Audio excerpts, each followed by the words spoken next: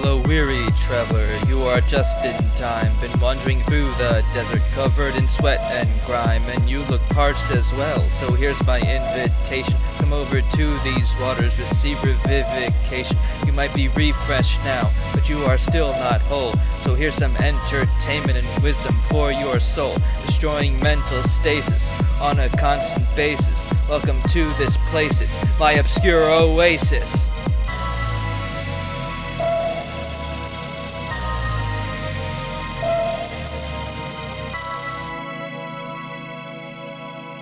Welcome one and all to the Obscure Oasis podcast. I'm the Octopus Hermit, replenishing you with the waters of my mind as you wander through the harsh desert of life.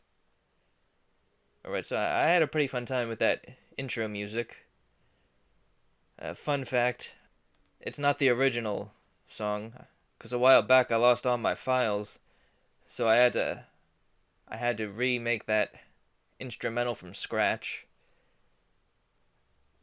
and I had to re-record it. The instrumental's a little different, but I think the changes are better. I mean, for the most part, it's the same, but there are just some little sounds that are different. I didn't change anything about the lyrics, though. Okay, so podcasting was something I wanted to get into eventually because, and I listen to podcasts a lot. I like. It's nice to have something to listen to when you're drawing, and I think doing a podcast would be a good way to get out of my head, because I'm like a super introverted, and I want to get used to just being able to ramble on and on. I'm impressed by people that can do that they can just talk and talk and talk and never stop. I think that's an admirable skill to have, although sometimes it can be annoying, and I want to get used to using my voice a lot. It's kind of underutilized, and I feel like my voice is always messing up in weird ways, like unintentionally. I feel like my voice does a lot of stuff I wasn't expecting. Like sometimes it'll get too high-pitched, like if I get a little tense. Like sometimes it'll sound like this, like, hey guys, what's going on here? Yeah, but then like my normal voice is more like this. And something else that happens is, like when I end sentences, sometimes my inflections go upward. So it sounds like I'm asking you a question. It's like, okay, I'm over here. Okay, yeah, I'll have 2 bean burritos. Thanks. So that's something that bugs me whenever it happens. And something else, I always end up being quieter than I intend. Like if I'm ordering at a restaurant and I think like I'm projecting well, and then the waiter's just like, "Could you repeat that again, sir? Sir, I can't hear you. It's very loud in here." And then I kind of project like a smugness onto the waiter. "Ugh, could you repeat that again, sir?" Like he's rolling his eyes at me. Yeah, I hear a good tip for getting better at projecting your voice is to, like, imagine you're throwing your voice up and over whoever you're talking to. So if somebody's, say, like 10 feet away from you, imagine you're throwing your voice 20 feet away. I think that's a pretty helpful tip. Yeah, I am kind of hesitant about doing podcasting because, like, I think it's kind of weird to talk to yourself. Because there are plenty of people, like sometimes I overhear people talking to themselves, and I think it's really funny. And they sound like complete weirdos. Like I'll be minding my own business, and just out of the corner of my ear, Linda, you bitch, you took the asparagus. And like he doesn't know that I hear him. And so I'd be kind of embarrassed if people could hear me talking to myself. Yeah, but at the end of the day, who cares? Right, so originally,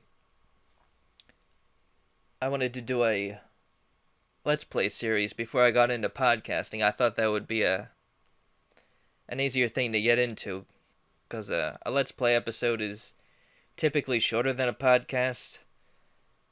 And if I run out of things to say, I could just talk about what's going on in the game.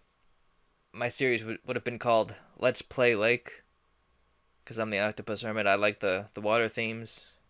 Obscure Oasis, Let's Play Lake. The kind of motif I'm going for with these. So for my first Let's Play series, it would have been about Donkey Kong Country 1 for the Super Nintendo, so I downloaded different emulators, and I got OBS, and I tried recording, and it seemed like there was always a different problem. Like, I tried all these different emulators. It was a pain in the ass. It was frustrating. Like, it was, for most of the emulators, like, they just lagged like crazy. And then, like, one emulator, it was old, so it wasn't that laggy. But I would go full screen to record, so it would look like so it would take up all the screen when I recorded. And when I went back and watched the video, like, the video was pushed up to the top corner, and I tried different things. I didn't know how to fix it. Like, the main fix I looked up just gave me a black screen. And then the weirdest thing that happened was one time when I was recording, Donkey Kong was just invisible. So, I mean, that was... So that's a bit too much of a challenge if you can't even see where your character is.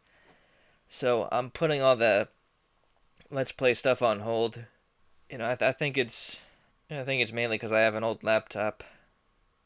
It's like over a decade old, so you know, maybe if I get a new one sometime, then I'll start getting the Let's Plays. But for now, I'll just stick to the podcast. How does that sound? Right, so like I said, the first game in my Let's Play series would be the first Donkey Kong Country game, because that was the game that got me into games. Before I got it, it seemed like everybody had it. Like, I went to my cousin's house and they had it, and that was like the first time I saw it, and I was like blown away. Like, I thought it was the coolest thing ever. And then my brother had it, a couple of different friends had it, and then eventually I had it. That game holds up super well. I've played through it multiple times. So that would be one of the reasons I wanted to have it as a Let's Play series. It's because I was familiar with it. And it's something you can play in one sitting fairly comfortably. And then I was going to have it where each world was a different episode. And then for the grand finale, it would be the last world plus the K. Rool fight. Yeah, the last time I played through it was 2 or 3 years ago. I think it was about like 2 or 3 years ago, and yeah, it's super well crafted. Like, everything about it still holds up completely well. Like, the visuals are really cool. Like, it was like one of the first games to utilize 3D models, and they did a great job with it. And the gameplay is a lot of fun. Controls really well. Especially like Diddy Kong, because he can do the cartwheels. And there are a ton of secrets everywhere. And the game has just so much personality. And like, there are all these like fun animations. And the game has a good difficulty curve, but it's never unreasonable.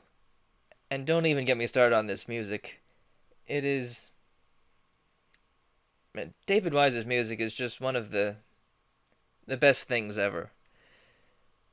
Like, man, that soundtrack it'll stick with you over the years. And like, even if you haven't played it, just listen to Aquatic Ambiance. Like, that whole soundtrack is something... Like, for a silly cartoony game, like, it had a... Like, the soundtrack took itself really seriously. Like, it had some dignity to it. Well, it was also fun, too. But, man, I'd highly recommend anybody to try it out if you haven't played it. If you have a new 3DS, you can download it on there. You can download the whole trilogy. Yeah, I'd recommend starting out with the first one. And then the second game is even better, but it's a little less accessible. It's like, to play all the levels, you have to collect all these secrets. It takes a bit longer. It's kind of tough to do in one sitting, and it's a fantastic improvement on the first game. And the Diddy Kong goes from being a sidekick in the first game to the main character in the second one. And Diddy Kong is just one of my favorite characters ever in all fiction. Like, I loved him from the moment I saw him. And, man, I have a bunch of great memories of Diddy.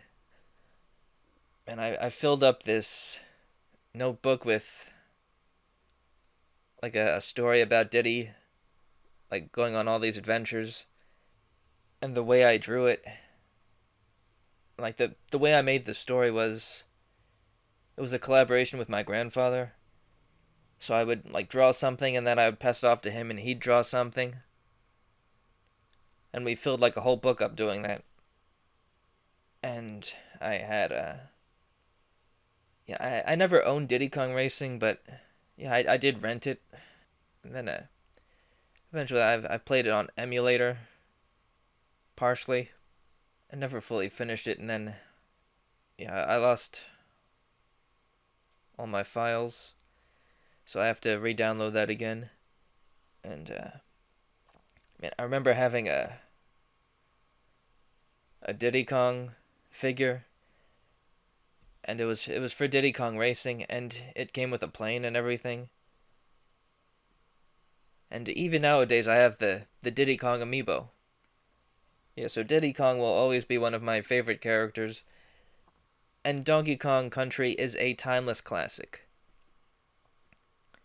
It completely holds up. Don't let anybody tell you otherwise. Like, one pet peeve of mine is when people act like something is just nostalgia. Like, if somebody has fond memories of something, and people try to use nostalgia to negate quality. Like, can't something good just exist in the past? And can't something suck nowadays? Like, even if I'm nostalgic about something, can it also have quality to it? You know? In fact, a lot of things, when you go back to them years later, you might appreciate something you didn't notice before. You know, you've grown up, you've become able to discern more. You can take a more analytical lens to something, and you end up appreciating it even more. You know, that happens all the time. So yeah, that's been something that's always bugged me. You know, because I like having nostalgia for things. I'll have nostalgia for something, like, immediately after experiencing it. Like, I can feel nostalgia for something recent. It has to do with my state of mind and the quality of the experience rather than just being blinded by nostalgia. That's something that's always bugged me. I mean, look at the Final Fantasy games and tell me the new ones are better. You can't. Like, compare 13 and 15 to the 7, 8, and 9. Like, those PS1 Final Fantasies blow the current ones out of the water completely. I mean, the cool thing about PS1 games in general is that, like, the graphics are a vast improvement over the Super Nintendo graphics, but there's still that level of abstraction to them. So you end up having to fill things in with your imagination. So it strikes this balance. And, like, in retrospect, like PS1 is, like, the coolest system ever. Like, PS1 has got to be one of my favorite consoles. Like, I never owned it back in the day. But I like the library of games it had. I like just the vibe it captured. That's what makes it so good. And in those PS1 Final Fantasy games, the faces weren't that detailed. There was no voice acting. And so how they got things across was they used a lot of body language. Like, as well as, like, quality dialogue and whatnot. But in expressing things through body language, like, it gives it this this unique sense of charm that modern games wouldn't go for, because you could just have voice acting and facial expressions and all that. Yeah, my favorite Final Fantasy game would have to be 9, and 7 is a close second. And recently I've been playing through 8, making my way through it, and man, I've been missing out. I should have gotten more into this way sooner. And it's a lot of fun. The system, the junctioning system is a little funky, but it's something you get used to. I think it's pretty good once you get the hang of it. And like other times I've tried to play it, I've completely ignored the triple triad minigame, but it adds so much to the experience. And it ties into the main game. It ties into the main systems because you get the ability to turn cards into different items. And then you can turn items into different magic. And the way the junctioning system works is you attach magic to your different stats, and you can buff them up that way. And if you have really good magic, your stats are going to go way up. Like, one thing you can do is, if you have tents, you can buy a bunch of tents, and you can refine them into curagas, and then attach those onto your health, and you're just going to have a ton of health throughout the game. And yeah, if you get certain cards early on in the game, you can like stock up on them and turn them into items that can be turned into offensive magic, so you can do a lot of damage early on in the game. And man, I'm just really enjoying my time with Final Fantasy VIII. I used to not be impressed with the setting. I wanted like something I really admire about 9 is that it's a return to pure fantasy. But with 8, like it's more science fantasy.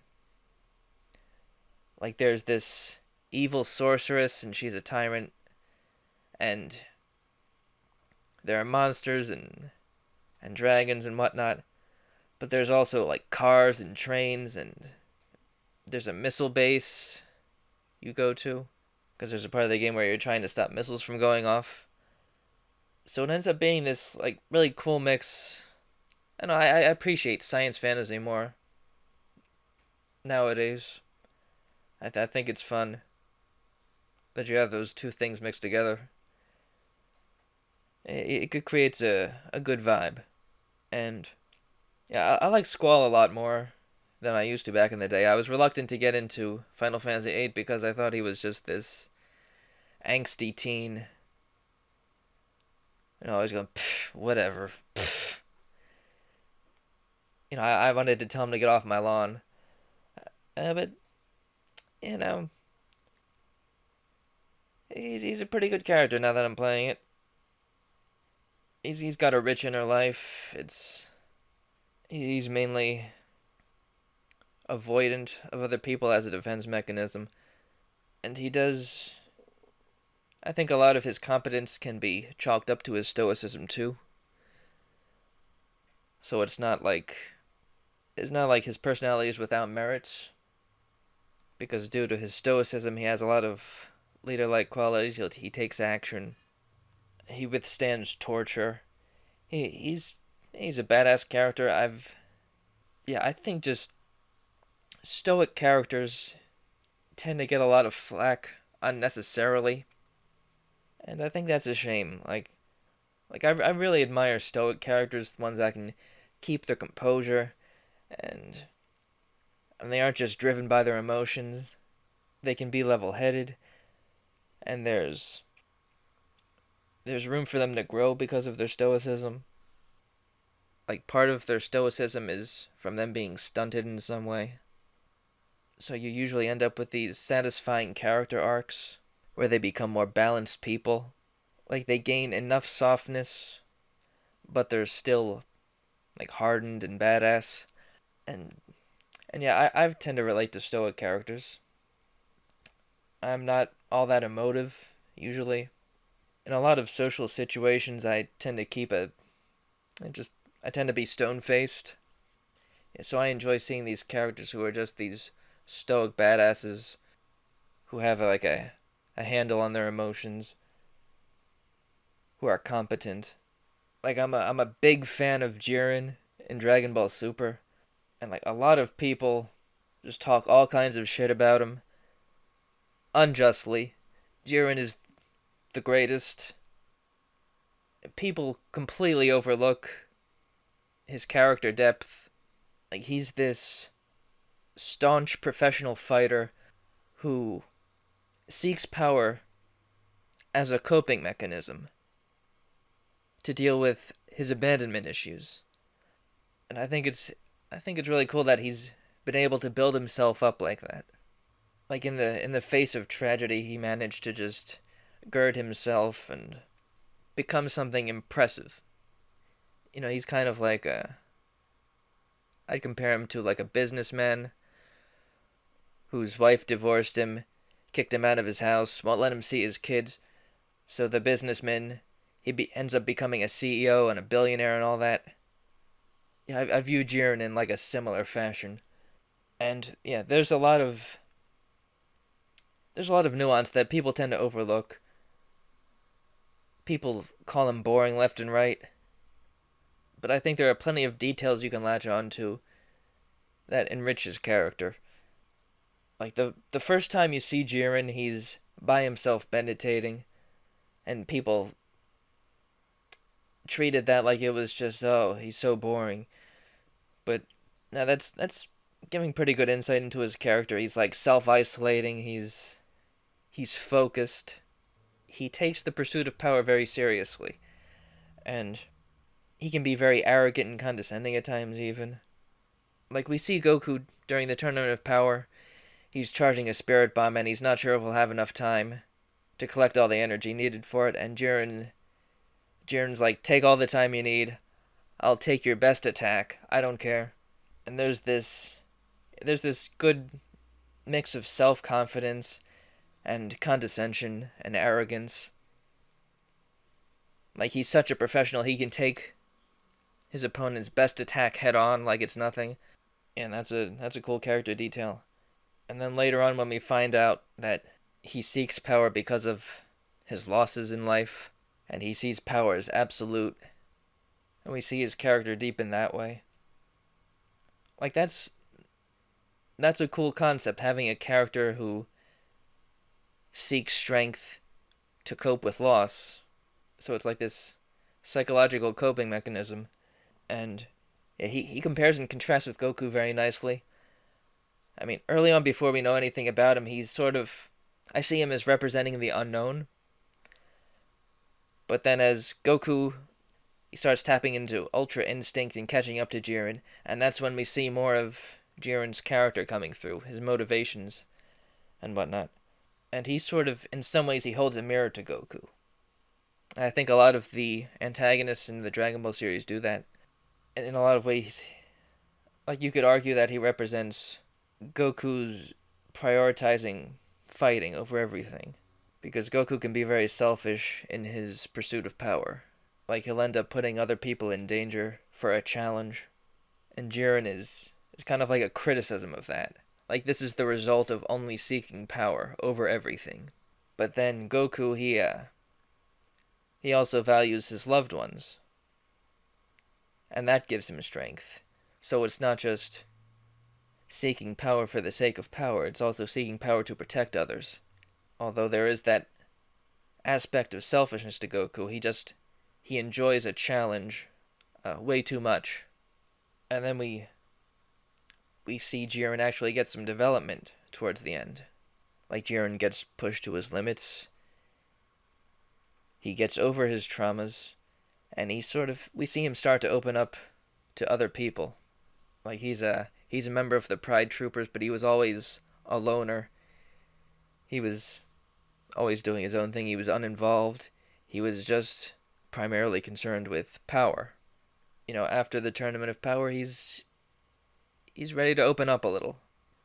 Because when he was ready to give up, but another Pride Trooper encouraged him.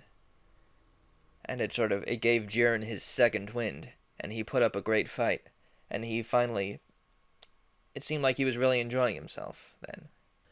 And he managed to resolve his inner traumas. So, I think Jiren's a really satisfying character. I think there's more to him than a lot of people think. There are a lot of parallels between Jiren and the Yu Yu Hakusho character Toguro. I think Toguro is a better written character, definitely. I think that's generally true for Yoshihiro Togashi's writing. He's technically a better writer than Akira Toriyama, but what Akira Toriyama does is he's a better mythological writer, I'd call it. Like, there are all these things in Dragon Ball, like they're satisfying in terms of like the hero's journey and Jungian archetypes and whatnot. And I think that's what makes the series such a beloved classic.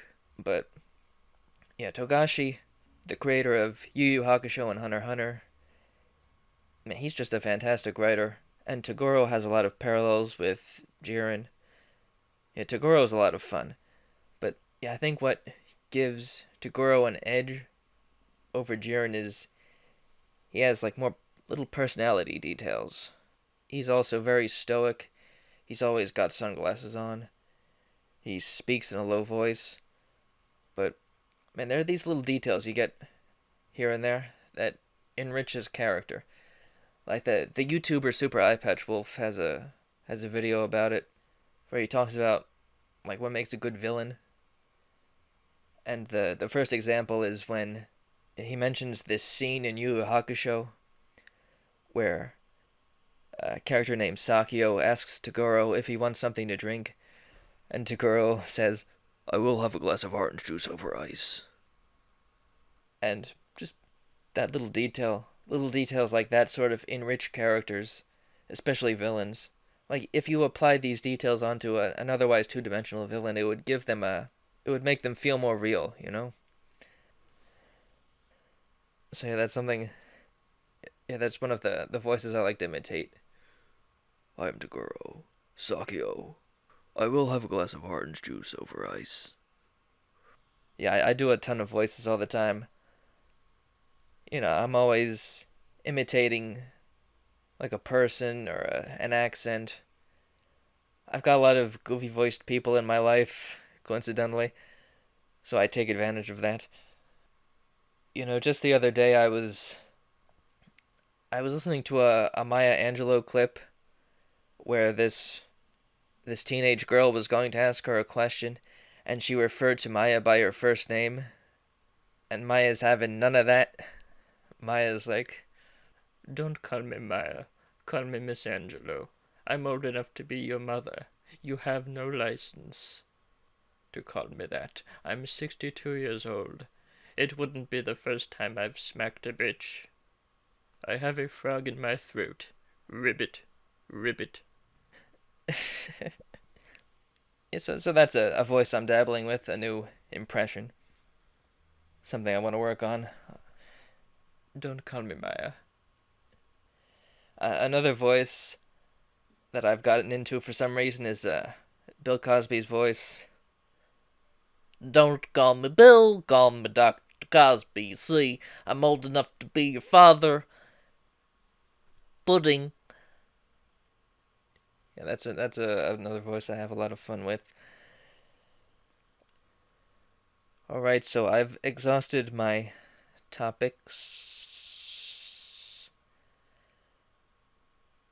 I've been yakking on for a bit now. This is my second shot at recording the podcast. I feel like I'm doing a better job than the previous time. There are less silences.